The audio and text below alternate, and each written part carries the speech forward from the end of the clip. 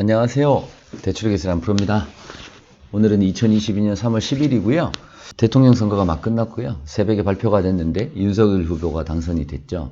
그래서 윤석열 정부의 대출 규제는 어떻게 바뀌어갈 것인가, 무엇이 바뀔 것인가에 대해서 살펴보도록 하겠습니다.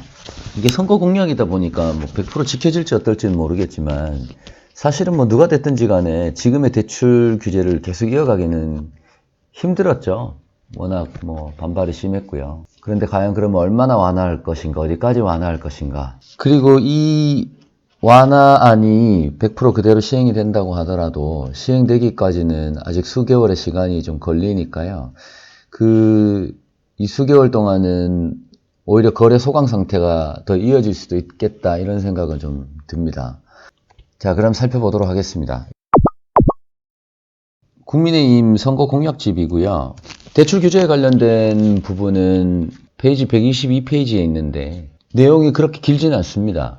네, 한번 살펴보도록 할게요. LTV 규제 완화에 대한 내용이 일단 두 가지가 있어요. 그러니까 생애 최초로 주택을 구매하는 사람 LTV를 80%까지 해주겠다.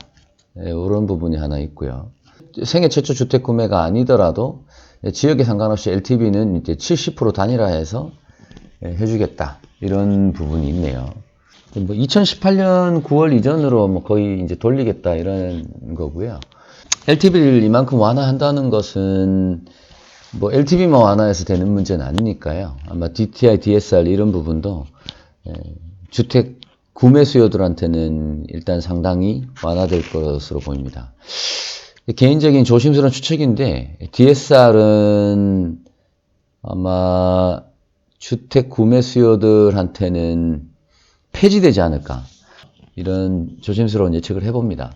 그런데 여기서 이제 다주택자들한테는 LTV를 늘려주지 않겠다, 이런 기조는 바뀌지 않네요. 그러니까 이 공약의 포커스 자체가 1주택자 실수요자들한테 위주로 맞춰져 있고요. 뭐 어떻게 보면 당연한 기조긴 한데요. 2주택 이상 보유자들한테는 크게 완화되는 부분은 없을 것 같다, 이런 생각이 들고요. 그리고 대출 금융 지원에 대한 부분이 있는데, 신혼부부는 4억 원 이내에서 3년간 저리로 금융 지원을 하겠다.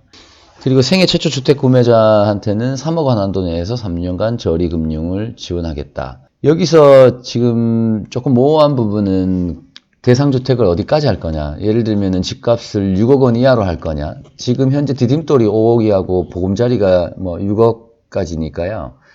이 부분을 지금 고가주택인 9억 기준에 아마 맞추지 않을까, 이런 생각이 들어요. 왜냐하면 집값이 다 올라 있어서 이런 거 적용하려면은 6억으로 제한하면은 수도권 인기 지역에서는 사실 신혼부부들이 이 요건을 지원받기가, 이 기준을 지원받기가 쉽지 않을 것 같거든요. 그래서 이게 적용되려면은 아마 9억 원 정도로 기준이 바뀌지 않을까, 일부분. 근데 여기서 이제 보면 3년간 저리 금융 지원인데 왜 하필 3년간만 하는지는 모르겠어요. 그러니까 이 추측해 볼 수 있는 건 이건 것 같아요. 기존의 디딤돌 대출 같은 경우들이 금리 인하를 받으면은 1%대 금리가 나오거든요, 지금도. 그래서 지금의 디딤돌 대출 금리 정도에서 아마 3년간은 추가 할인해주는 이런 식으로 운영이 되지 않을까. 그래서 어디까지 내려갈지 모르겠지만 제 생각엔 아마 디딤돌 대출 금리 정도에서 되지 않을까.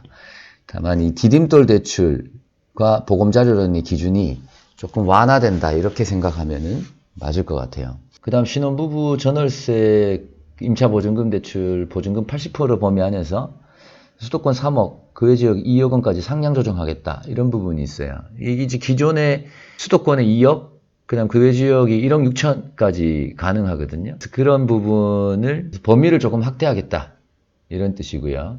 그리고 일중소득 이하, 중위소득 120% 이하죠. 청년층에 대한 임차보증금 최대 2억 원을 저리자금으로 2년간 지원하겠다. 이제 한도도 많이 1억에서 2억으로 이제 올렸고요. 중위소득 120% 이하. 이 부분은 제가 얼마인지 몰라서 찾아봤더니 중위소득 1인 가구죠. 청년이니까 뭐 1인 가구를 봐야겠죠. 그래서 기준이 현재 2022년 기준으로 약 한 194만 원 정도 됩니다. 거기에 120%를 하니까 약 한 232만 원 정도. 월 소득이 232만 원 이하인 청년한테 해당이 되겠네요.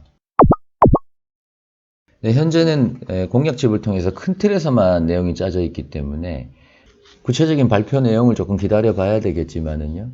분명한 건 LTV는 완화될 게 확실해 보이고요. 거기에 따라서 DSR 규제도 없어지던가 완화될 것 같다. 그 다음 신혼부부하고 생애 최초 주택 구매자들, 전세를 얻는 청년 신혼부부 이런 분들한테는 대출 금융 지원이 좀 더 이루어진다. 이렇게 정리를 해볼 수 있겠네요. 실제로 정책이 조금 더 구체화되는 걸 제가 봐가면서 리뷰해서 계속 올려보도록 하겠습니다. 감사합니다. 대출의 기술의 안프로였습니다.